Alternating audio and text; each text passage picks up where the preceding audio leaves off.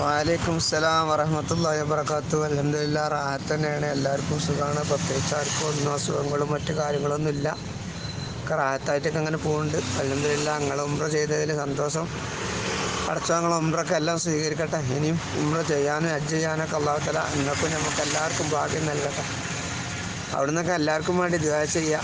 അതിനൊന്നും പ്രത്യേകം മറക്കരുത്. മരിച്ചവർക്ക് വേണ്ടിയിട്ടും നമുക്ക് വേണ്ടിയിട്ടൊക്കെ നമ്മൾ ആഖിറ നന്നായി കിട്ടാനൊക്കെ ദുആ ചെയ്യുക. അൽഹംദുലില്ലാ, ഇവിടെയൊക്കെ റാഹത്ത് തന്നെയാണ്. പിന്നെ 16-ാം തീയതി, ഡിസംബർ 16-ാം തീയതി എൻ്റെ മകളെ നിക്കാഹാണ്. അത് നിശ്ചയിച്ചിരിക്കണം. അപ്പോൾ കല്യാണം ഏപ്രിലിലേ ഉണ്ടാവുള്ളൂ.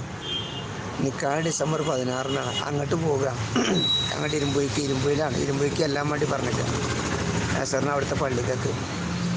അങ്ങനെ അതും ഇൻഷാ അല്ലാഹ് 16-ാം തീയതി നടക്കും. വേറെ പ്രത്യേകിച്ചൊന്നുമില്ല. അതിനുള്ള ഒരുക്കത്തിലാണ്. അൽഹംദുലില്ലാ, റാഹത്തായിട്ട് പോകുന്നുണ്ട്. അസ്സലാമു അലൈക്കും.